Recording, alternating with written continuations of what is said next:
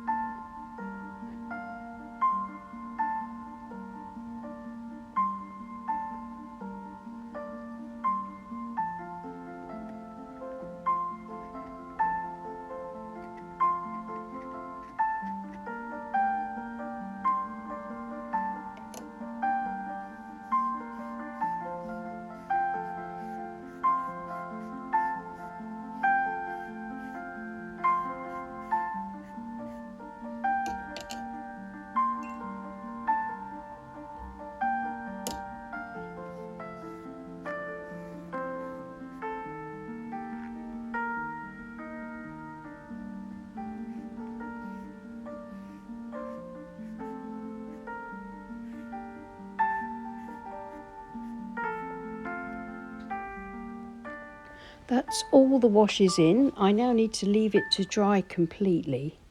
And once it's dry, a little bit of detail should bring the scene together. So here it is. It's all dried really nicely, I think. And it's time now just to put a little bit more detail into the scene. And for this, I'm just going to use the rigger brush. And I've got a mixture of Payne's grey mixed with some of my burnt umber, and a little bit of the perylene green, and I'm going to paint in some darker tree trunks and branches and a riverbank, again using the rigger. And then with the riverbank, with that darker tone, I'll scrape a little bit of lighter tone and variety out using the palette knife, and then add some more darks. And of course I shall reflect the trunks and branches in the river.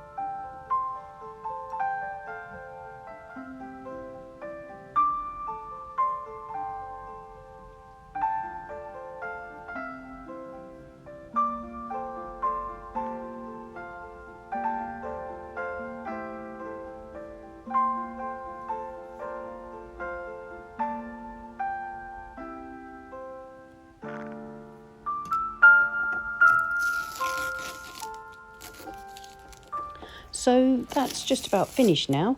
I'm going to remove the tape and have a look and see how it looks with its white border.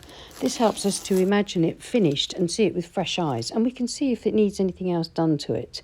And for a very quick loose painting, I think this has worked out okay.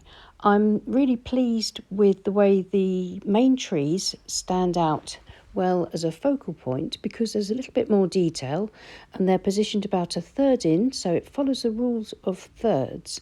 But also I quite like how the little touch of cad yellow just here has really brightened up the area around the trees, and that's what draws our eye as well to the trees.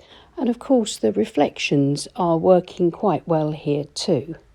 Well, I hope you enjoyed watching me paint that demo, and that you'll be encouraged to try something similar yourself using the methods that I've demonstrated here and in other of my Stormy Sky demos. You can find a playlist on my channel for more stormy skies if you're interested in painting them. So thank you so much for watching. Please give us a thumbs up and subscribe to our channel if you haven't already, because that really helps with our reach. And thank you so much to everyone that supports us on Patreon. And if you want to support the channel on Patreon, then please follow the links below to either mine or Morgana's pages, and we'd love to see you there. Take care and happy painting. Bye.